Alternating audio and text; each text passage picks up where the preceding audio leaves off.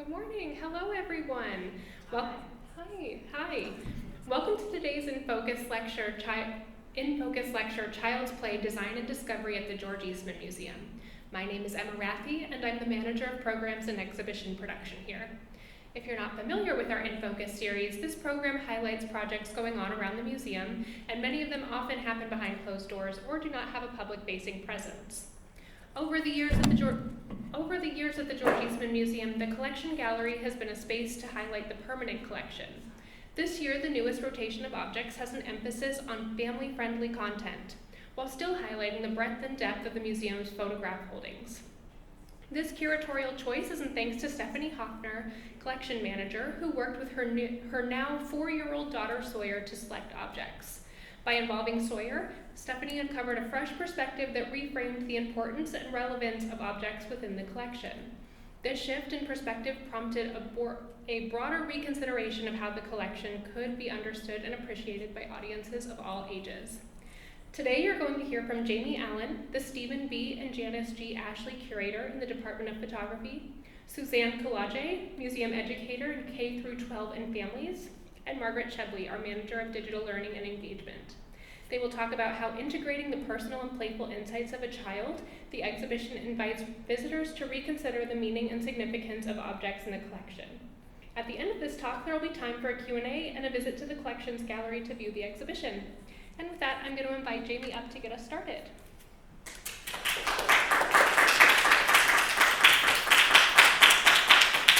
Thank you, Emma. Welcome, everyone. It's really great to have you here today. I wanted to give a little bit of an establishing view on how exhibitions come into being, because particularly, and I put this picture, it's one aisle of our photography vault, right? So one little space with lots and lots of boxes and thousands of photographs. So to give you a context, our photography collection alone holds about 450,000 photographs. The gallery that we're talking about today, the selections from the collection gallery, holds about 30 to 40 photographs typically. So it's not very much. It's like a teeny tiny drop in the bucket of what our collection is. And so I wanted to talk a little bit about what happens when a curator walks into our vault and has to make a selection that represents the entire history of photography. And it's a really difficult task to do. So oftentimes, since this task kind of roves around people in the Department of Photography, oftentimes people have selected a theme or selected something that they like to look at, and then looked at the history of photography through that as a kind of a framing lens. So this one was really unique because Stephanie Hofner, our collections manager, she really loves historic processes, and in particular early color photography. And so there's a little extra of that in this particular exhibition. But also, as she was working on it, she was working at home. It's kind of end of COVID times. And her daughter was 4, and they were sitting at home, and Sawyer started being like, I don't like that one. I like that one. I don't like that one. And so suddenly she had a co-curator. And so to have that vantage on what it is that somebody else is interested in seeing, I always find really fascinating. So now, not only did we have Stephanie's take on what the history of photography could be and what objects we should bring out of our vault and show people, but also Sawyer, who's 4, and her perspective. So this is the outside area of the selections from the collection gallery, and I just wanted to talk a little bit about what we typically do and what we did differently this time.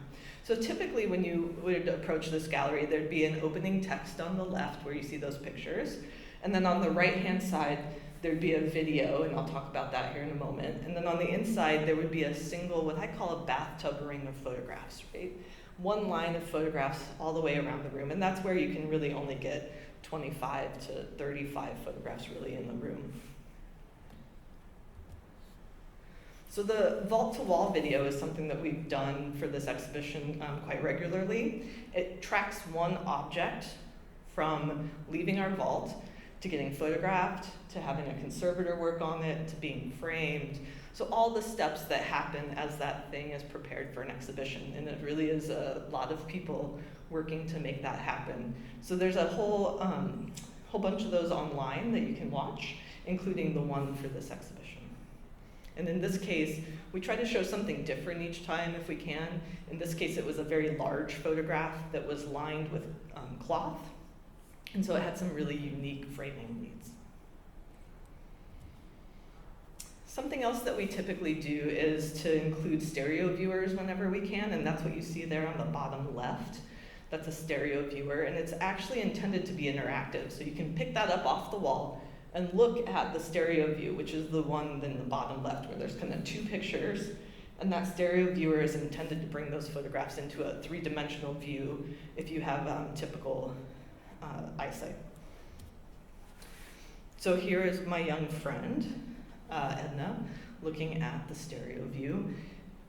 And this kind of is going to lead me into something we did different this time. But here it's like the perfect height for her to see this thing. As an adult, I would have to lean over, and that's typical because I'm also a little bit taller than what we typically do on an eye line. But for her, it's like a perfect vantage point for her to see this thing and look at the stereo view. So I highly encourage you to go down today and look at that in 3D.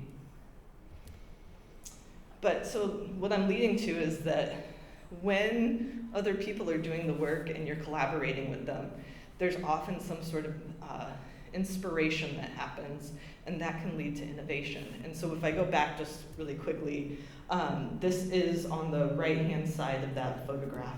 Go back a little bit further. This is that cabinet card there. So it's a cat looking at a bird cage, right? And this is one of those things that Sawyer absolutely loves. She loves cats. She loves the idea of the cat hunting the bird. She thought this was so cool. But as we were laying out the exhibition, there were like way too many photographs for the room. And I thought, oh no, what are we gonna do? Because we have to cut a lot of things. But then we were thinking about ways that the exhibition could be more accessible to children.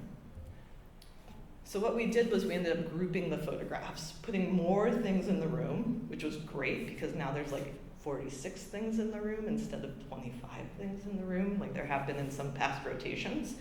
And it also does what I was kind of alluding to in that picture of Edna looking at the stereo. It pushes the photographs down into a child's sightline so that you, as an adult, have to come to their perspective to look at those with them. But also, then you can pick them up and interact with them and look at the pictures on the top as well. So we did a lot of that in this exhibition, which was really fun to think about how to put sometimes very large photographs together on the wall. There's also cameras in this gallery, and that is probably one of our next steps, is incorporating those into our family programming in a more way that's conducive to people talking about them. So here you can see a really fairly large photograph of a turtle there, but the bottom is a caterpillar and there's a barn swallow, and again, those are right in that child's sideline. So it was really fun to kind of design out how these things would go together. In this case, we thought they're all kind of documenting something in a scientific vantage or an editorial vantage, or in the case of the turtle, really an artistic vantage. But it was fun just to bring all the pictures of animals together and kind of compare the ways that nature is shaped animals. So another initiative that we took on with this is to create family labels. So all of our photographs typically have what I would call a tombstone label. That's the photographer's name, the title of the work, the date, the medium, the credit line, that kind of information. Some of them we then add an extended label to, which might tell you more about the history of that object, but that is often meant for an 8th grade or above level. And that doesn't always allow somebody to really interact with their child in the room.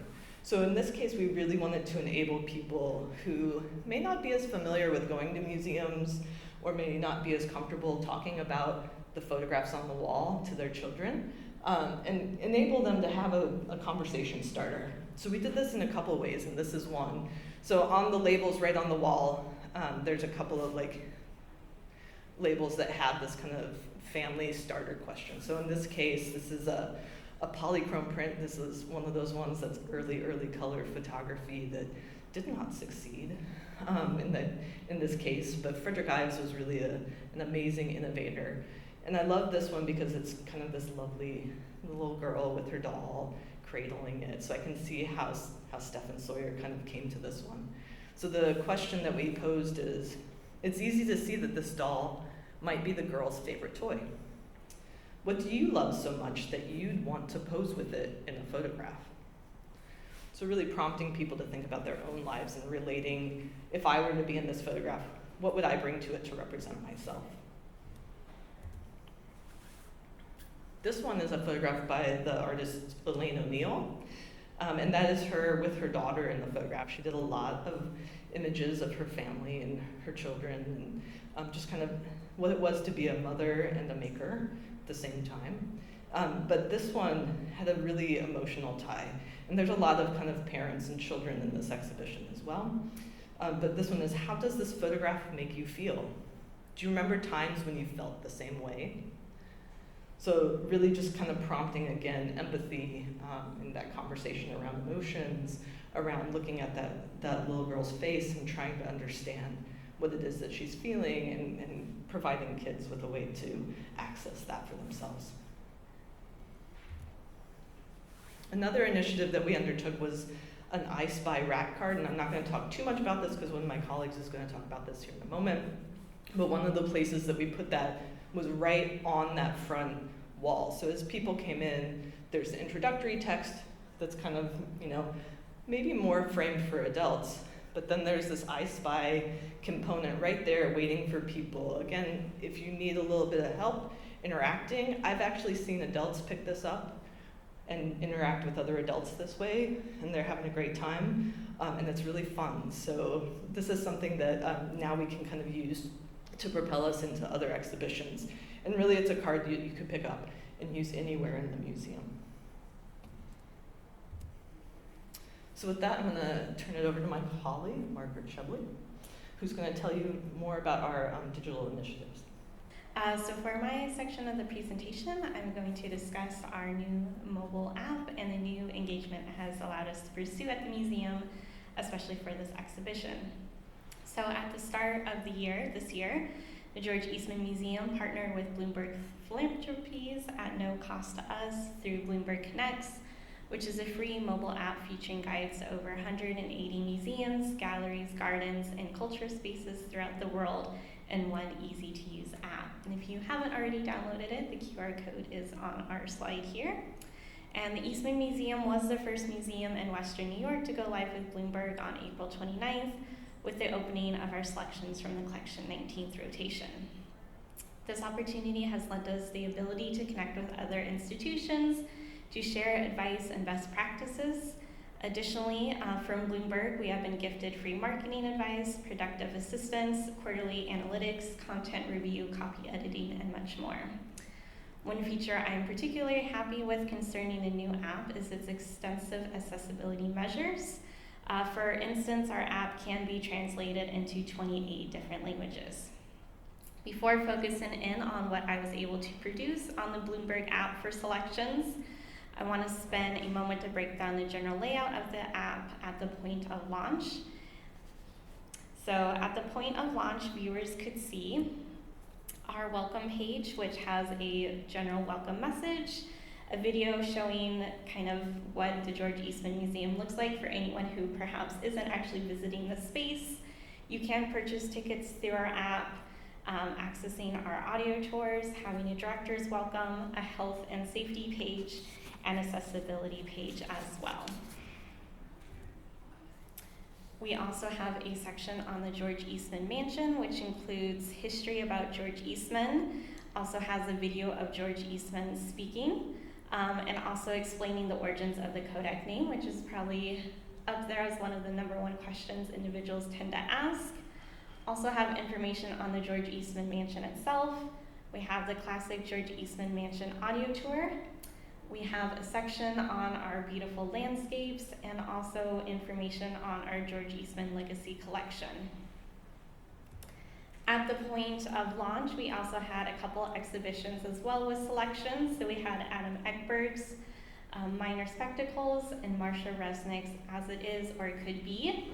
Adam's did have an audio tour and video, and Marcia's had an audio tour component. Also, not here listed, but we do have some film screenings listed out as well, so telling us about our drive-in theater, the history of the drive-in theater, and giving some information about nitrate film. With each department at the museum, there's a collection highlights reel. So photography, some highlights are the Cromer collection, this beautiful Frida Kahlo print here, and not only showing the photo itself, but other variations of it as well. So we have this negative and a gelatin silver print of Frida as well. Back to moving image, we have things like Technicolor plus videos, our Indian cinema collection plus videos, and this Flute of Krishna video, which is actually our #1 watched video both on our website and app. We have a technology section listing things such as our lunar orbiter, Kodak camera, Eastman's gelatin dry prints, and lots of other great fun things to explore. We also do include a library collection and a conservation section. We also have videos outside of what is just kind of shown with our exhibitions. So we have our Ask Jim videos, which is videos or questions that individuals submit, wanting more information about the museum, kind of like our presentation today, but in a more 5-minute fashion. Our wall-to-wall videos, which we briefly mentioned, and a photographic process series. Also include shop and dine membership and social media. And also a map function, which shows where a lot of our wonderful exhibits are, but even includes things like quiet spaces, gardens, and information like that. Now, since first launching, we have also included a couple more exhibitions and other general information about the museum. So we have now had Jillian Lobb's Southern Rights exhibition, which includes an audio tour from artist Jillian Lobb, curator Maya Benton, and local who has photographed Angel Howard. We have Resistance and Rescue, the Dutch Resistance, during the Holocaust, featuring the audio tour and storytime. We also have multiple storytime videos, our Eastman TikTok, and coming soon we'll have materials for our next selections from the collection, Gregory Halpern, 19 Winters, 7 Springs, and our Silver Voices, the Oral History Project. Now, as Jamie spoke about earlier, the current rotation of selections was curated by our collections manager and their child. And upon thinking through the engagement for the exhibition, the marketing and engagement team was especially inspired by the American Alliance of Museums article released on January 6th of this year titled Wait, What? Toddlers in an Art Museum by Nicole Cromical and Bailey Plazek. The article focuses on the Clifford Still Museum and the belief that children have a right to enjoy museums as much as adults do. Opened in 2011, the museum is a single artist institution dedicated to the life and art of American abstract artist Clifford Still. In its early years, the museum was focused on processing the enormous collection of stills that was left in his will, which consists of 93% of everything he made over the course of his 60-year career. Meanwhile, CMS's education department worked to establish Instill, a school program designed for 4th to 12th grade students, and after 2018, were able to shift their focus even more towards community engagement with a focus on children and families. The CMS staff explaining their process state, quote, "The best way to begin, we decided, was to hear from children themselves. Taking inspiration from the Reggio Emilia approach, we teamed up with educators from 7 local schools to develop a set of experiences that would help us learn about their students' feelings about museums, their general interest in art, and their responses to our collection.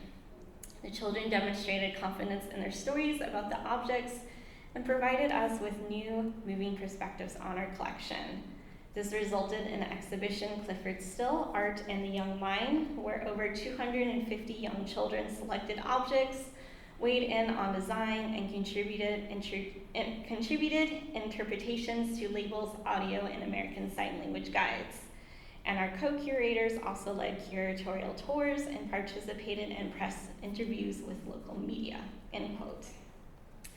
So the 3 main approaches CMS took in focusing on larger family objectives was to, 1, identify and remove barriers to participation by families and early learners. 2, shift perspectives about CMS, young children, and what it means to be an expert. And 3, using findings from the exhibition Clifford Still, Art in the Young Mind to launch a long-term commitment to early learners.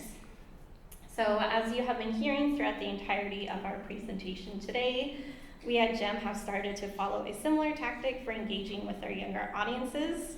Inspired by Sawyer's involvement in the AAM article, I want to focus on 3 main projects regarding selections from the collection, which were featured on our Bloomberg app. So the first activity I worked on was in partnership with Suzanne with the idea of an I Spy game. And I Spy is often a pillar of early childhood education as it educates children how to listen, concentrate, and articulate their ideas.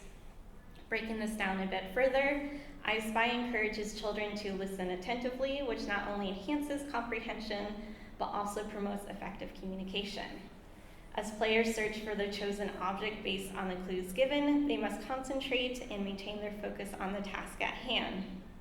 Furthermore, I Spy encourages participants to think critically as they analyze the given clues and process information to identify the object in question. The game nurtures imaginations as participants devise clever clues and engage their creativity to make the game more interesting and challenging. Suzanne and I were particularly interested in not just giving our visitors questions that required a specific answer. Instead of asking a question, can you find the cat in the photograph, we would give more agency to the player by asking them various prompts, which you can see laying out on our I Spy wrap card here. But also reminding the guests that outside of these prompts, they should consider their own way to play the game. The I Spy activity was printed out and put on display outside the gallery, but was also featured as a related activity on the Bloomberg app. The next activity I worked on for selections was a children-led audio tour where I interviewed Sawyer and other children associated with the George Eastman Museum, asking them what they thought about the photos on display, with the hope that these questions could spark a conversation between adults and our younger audiences. This audio tour is featured on our Bloomberg app with the accompanying transcript, and in the gallery there are lookup numbers for guests to access the audio. I met with children between the ages of 3 to 9 and asked the questions, what do you like or dislike about this photo? How would you describe this photo? What do you think is happening? Does this photo remind you of a memory? How would you tell a story with this photo? Asking them about senses, and how does this work of art make you feel? So here is a brief clip of myself talking to Stephanie and her daughter about their process. Okay, Sawyer, so I heard that you got to help your mom make this exhibit, is that right? Yeah. Yeah, I helped pick out pictures. So do you remember what were some ways you helped your mom pick out photos? Do you remember what you were doing together?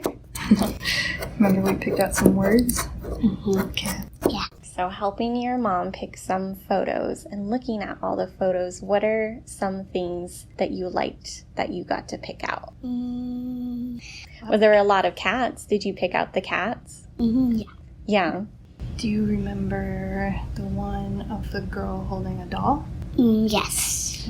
Mm-hmm. Did you like that one? Yeah. What did you like about that one? I liked the red curtains and I liked the doll and the girl. Now, if you could put anything in a museum, anything in the world, what do you think you would put in a museum? Toys. Yeah. Lollipops. Lollipops, peanut butter cups, and a lollipop and a peanut butter cup for me too. And I'll give lollipops and peanut butter cups to friends too. Would you bring in any kitty cats? Yes. Yeah. Should the museum get a cat? Well, we only have one. You only have one? What if we had a cat? No. So no cats in the museum? No. That's probably for the best. It's the rules. The rules for me. Oh, it's the rules, yeah. Well, thank you so much.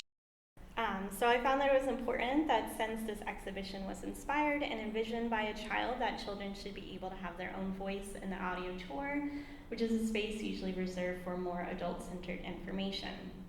Children-led audio tours in museums are vital, as these more inclusive tours engage children make museum content accessible and relatable, empower them to take ownership of their learning, and boost their confidence and communication skills. These tours foster curiosity, encourage family engagement, and provide customization options, all of which contribute to a more enriching and memorable museum visit. The last interactive I worked on was starting our new series of videos called Gem Storytime, although I will mention there have been similar videos posted on YouTube during the height of the pandemic.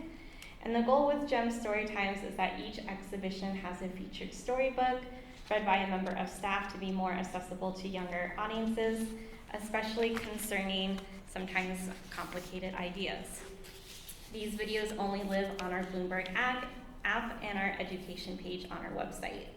With selections, I had additionally worked on our Vault to Wall series, which we heard about earlier from Janie, is a time-lapse video that shows one piece of art going from, the vault to the wall.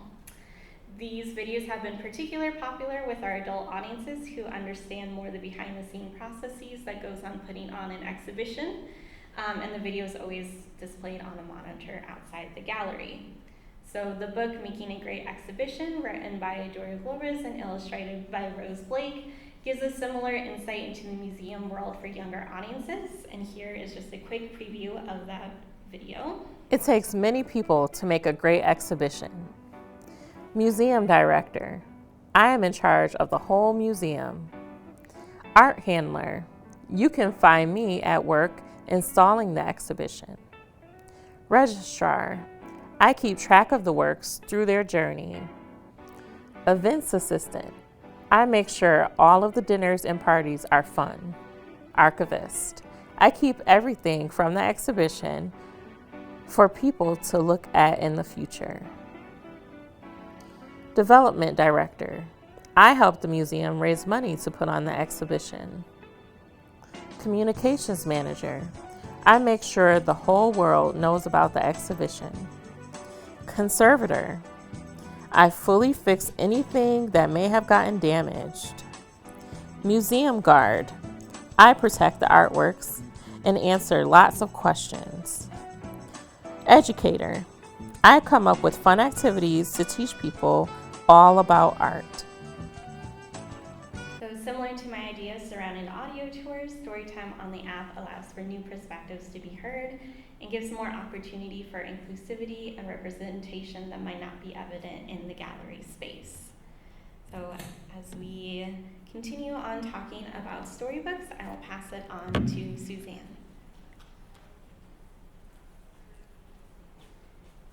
Thank you, Suzanne Kolodziej, Museum Educator at K-12 and families. So we're talking about strengthening literacy and visual literacy in museums. Literacy is listening, speaking, reading, and writing. And it's the ability to decode letters and sounds. It's the awareness of print and the relationship between letters and those sounds. So in early childhood, when you're playing with shapes, like circle, square, and triangle, you need to understand the difference between a circle and a square and a triangle before you understand the difference between a P and a B and a D. And if you think about it, a P and a B and a D are made up of shapes and lines. So if you look at the alphabet, it's either lines or shapes and lines. So there's pre-academic concepts in the art elements of when you're looking at art. The one book that I have, The Little Humans, is a book that I put into the Discovery Room because it was my intention when we started this literacy program that every child that walked in the Discovery Room could see themselves. And we're using picture books as mirrors, windows, and sliding glass doors. And I'm going to explain a little bit about that. So, mirrors reflect a diverse lived experience. And when you have diverse lived experiences, you affirm belonging. And belonging is unquestioned acceptance. So if you're in a classroom with unquestioned acceptance, it gives you a secure foundation in which to learn about yourself and the world.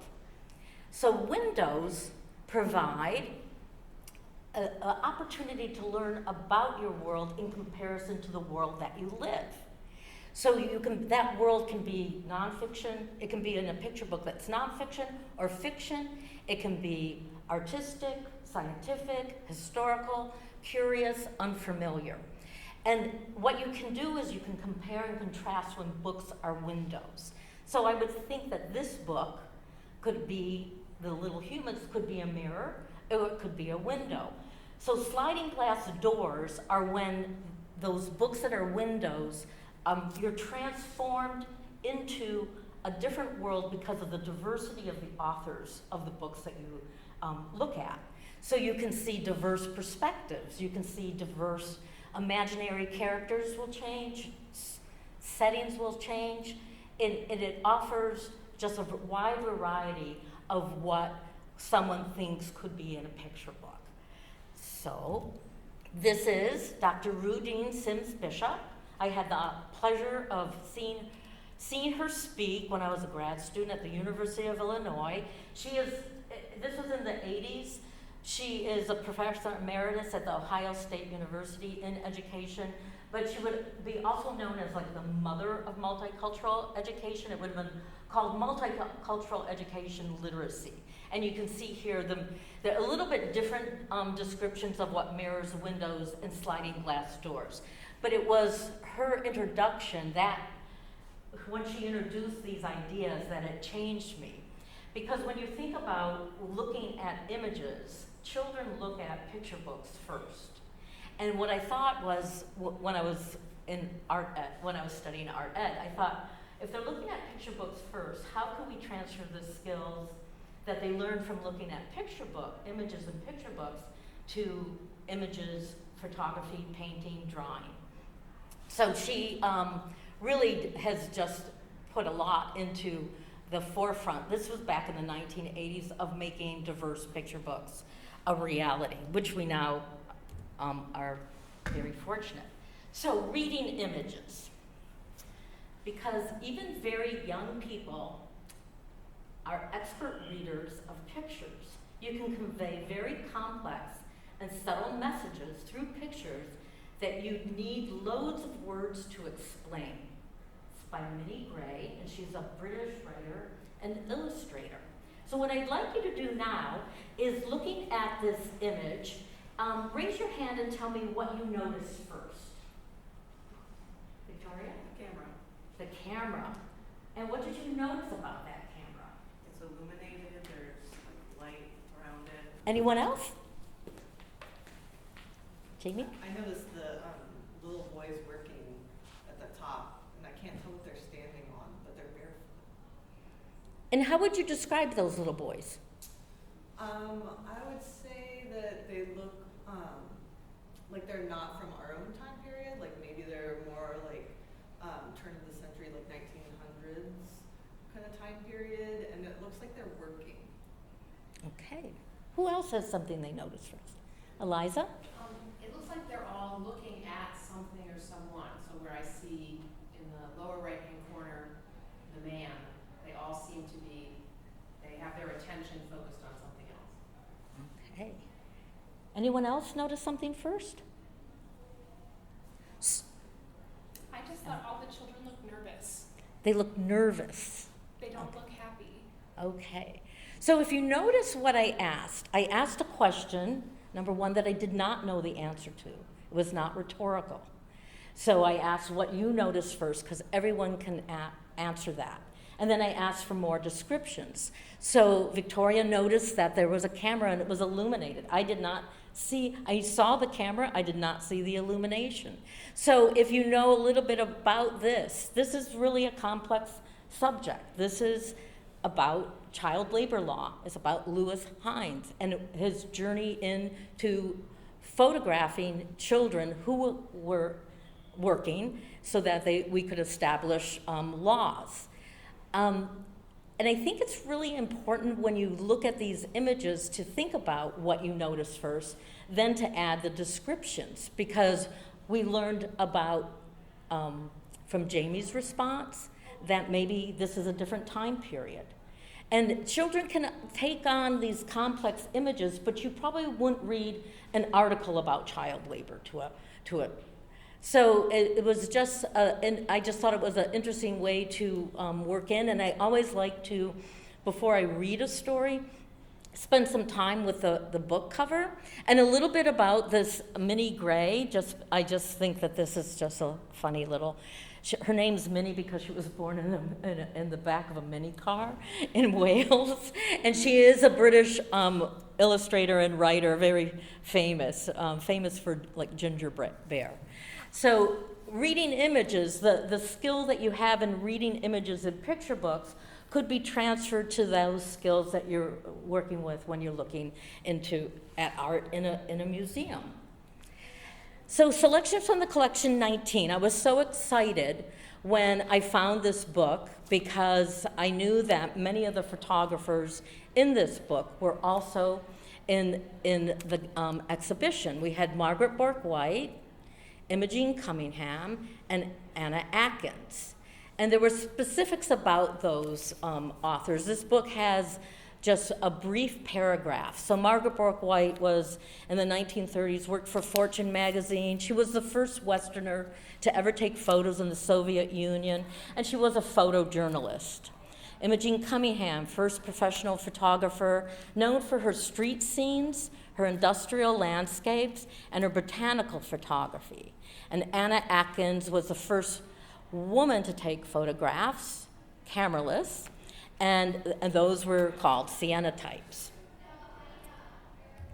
So what I did here was I paired the illustration of Margaret Bork-White with the image that she took. And when I worked with a few kindergartners, we went through the museum and we looked at the illustration and in front of the image. And we first started with, what did you see in her illustration? What do you know? How would you describe her, and what do you think that she does? Any clues? Her outfit reminds me of the military. Okay, and that's because she was one of the first people to go to take war photography. So she's in a uniform, and she has a camera. And what about the image?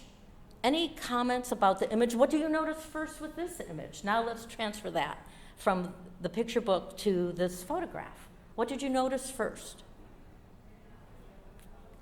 Well, it's a close-up of a caterpillar, which you can tell that she is focusing in on this very small item. You can see a big close-up of it.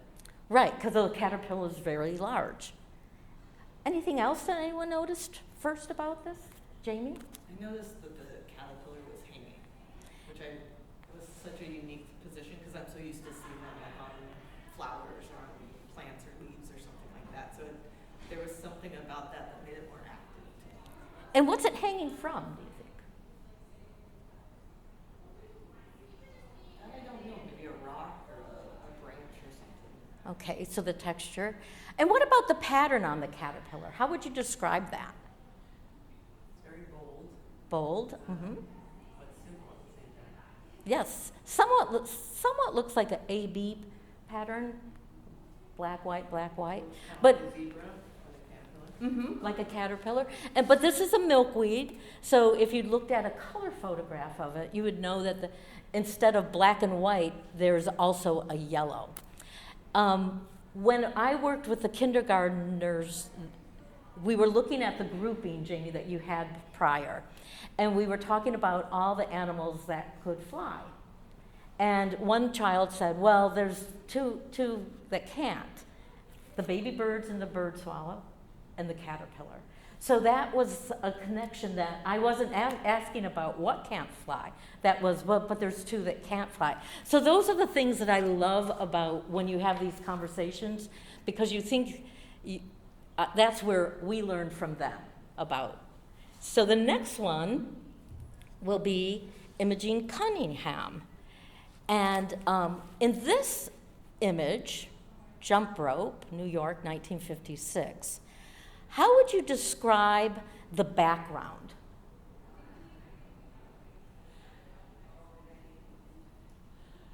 It's the city. the city. And what shapes do you see? Rectangles, And what are those rectangles? doors and windows. Okay, there's three doors, and then there's windows. Do you see patterns anywhere? Yeah, there's repetition, like all the buildings next to each other look. Right, there's repetition. There's repetition with the bricks. There's repetition with the steps. There's repetition in the boy's shirt. There's repetition in the child's skirt. So just, again, all those ideas of art elements and principles of design. And how would you describe Imogene in this photo? She looks old. She looks old, yes. And they had her, the caption was the grandmother of photography. So she looks old. Anything else? Anything else you notice about her? Camera's very large. The camera's large and long, right? So now what we're going to do is looking at this book, which would have been, this could be a book that then moves into, it's Imogene, the Mother of Modernism and Three Boys. And I love this book. And looking at the cover again, what's prominent to you on the cover of this book? Her camera has The a cam- cloth. Pardon? It has a cloth. Uh-huh. If the camera has a cloth, the camera's focal. And how would you describe the setting she's in? In her house. It feels like a home. So the whole storyline in this book was her being the mother of three boys, and the youngest two were twins, and her home life, and that she always looked at the light of the day, but she was busy with what it took to raise three boys. And what I love about this image and the idea of modernism is that when she put the boys down for a nap, that's when she would take photographs. And this is from her garden, the magnolia. So, and then when you read the story, you get a sense of her daily life being not only a mother, but also a mother of three boys, but also a photographer. And how I think her father didn't want her to be a photographer because he said the process was too messy. But there were some ideas that not only was the process of photography too messy, but raising three boys were too messy. And then, now we have the first image we saw of Imogene and the second. So this is where you can compare and contrast. Like, what's the same, what's different? So what would be the same in both images? Her capture, you saying her camera, to take a picture, it's the staging of the camera. Yep, the camera's front and center. What's different about it? On the left, she can walk around with her camera. Mm-hmm. She's much younger, and you have more of a setting with the book. So these are I love bringing books about artists because it really shows them in their daily life and their lived experiences. And I think that this was a great example of that kind of book that gives you a window into her life, not only as a mother, but also as her practicing photography. So this one is Anna Atkins and Mary Fowler. And I specifically let the children know that Anna Atkins was not the photographer or not the artist of the image, but she was known as the first woman to create cyanotypes and use them. And I explained a lot about Anna Atkins. And I also chose this image because it was also an image with diversity. And I felt that was something that I wanted to bring out. And so Marion Fowler, the kindergarten group had done botanical bookmarks, and the question was, did she put a plexiglass plate on her flowers, just like we did? So they went to the discovery room, and they were in the discovery room, and went through that process, but it really resonated with them just because of the flowers on the bottom. And I do a lot with Anna Atkins educationally, but I scaffold it differently. I start with Walter Dean Myers. He is was a children's picture book, a writer and illustrator. This book, Brown Angels, comes from his personal collection that he collected from flea markets in New Jersey, and then he wrote poetry too. The second book is on the history of blue, because blue is was a very difficult and expensive color to produce. You needed minerals, you needed the excretion of a snail. It does not talk about cyanotypes, but I felt like it gave wonderful representation and gave blue kind of that idea of why it's such a royal color. And then we move into the bluest of blues, which is about Anna Atkins.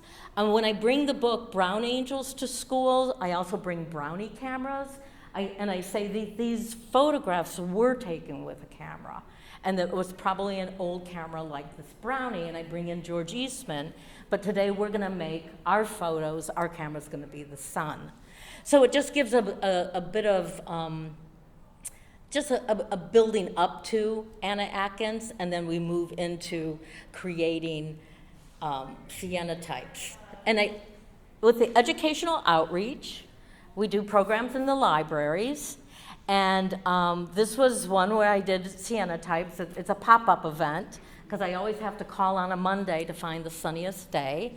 And this is what I love. These were two little sisters. One was 4, one was 3. They both grabbed the books, and as we were cleaning up, they were reading the images back and forth and showing the page, and they were just making up the words to what they saw. And then on the right is an example of the brownie cameras and the type of cyanotypes that you can make with children, just the process of creating with one image, one flower, one plant. So just before we end our presentation today, I wanted to make the point that all of these are ongoing initiatives. These are things that we don't want to stop doing because we really enjoyed doing them. And we really want families to come in and be able to access our galleries in the same way. So some of the concepts on the curatorial and kind of exhibition design side that we're going to take in are the next exhibition, which will be the 20th rotation of our selections from the collection gallery. But it coincides with us celebrating our 75th year of being open to the public next year, 75 years of making exhibitions at the George Eastman Museum. So one of the things we really wanted to do with that rotation is to bring out a lot of the highlights and the things that people expect to see when they come to see the history of photography. So not only all 175 years of photographs, but trying to bring out the things that people really think of as spectacular. So in this case, this is an Edward Muybridge photograph. He was one of the first photographers to try to record motion through still photography. He basically made a series of cameras that lined up and were tripped by wires and things like that, so that as the horse went by, it would stop kind of the action to see how that horse was moving. And he went on to apply that to all kinds of animals, people lifting up a vase, people sitting down on a chair, like people swinging a baseball bat. Anything you can think of, it's like they tried it out. This is a photograph by Aaron Siskind, and this is going to be part of a grouping. So again, things that we're carrying forward. I meant to say on that Muybridge image that it will have a stop that's more accessible to families and kind of talks about things in a simpler way, as well as a stop that is more aimed towards adults and talks about things in a more art historical way. So there's going to kind of have that double programming. On this Aaron Siskind image, I wanted to point out that this one will be part of a grouping again, and there's going to be, if everything works out, a lot of groupings, a lot of photographs, and I think that will bring us to more like 50-some photographs in this exhibition, which is crazy. But there's a whole case with a frame over it of just kind of vernacular images. This Aaron Siskind image was paired with Dorothea Lange and some other kind of documentary photographers, so people who are really important to not only our collection, but the history of photography in general. And then it's always important to us to bring things into the present. And so last year we were able to acquire this photograph by Ashley Gilbertson, who's an Australian photographer but happened to be at the insurrection that happened on January 6th, and made this photograph of Officer Eugene Goodman. And if your memory is like my memory, this is the picture that came out of that event. This is like, if I, as an art historian, start naming things, but Robert Capa's D-Day image, where the soldiers are floating into the waters on the edge of France. Things like that, where there's an image that stands in for the whole event in our minds. This is the one that came out of this event for me. So we were excited to have this. And in this case, Ashley is going to speak about his own image in the gallery, and it's also paired with a more historic image. So again, that idea of pairing things and making comparisons so that there's ways for people to access the history, if you wanted to talk about that complex history, but also just what's the story here? What do you see happening in this for somebody who may not have witnessed those events in the same way that we did as adults? So with that, we're happy to answer questions and open it up, or to go down to the gallery and actually get to play with some of these interactives and try them out. So thank you so much for your time today.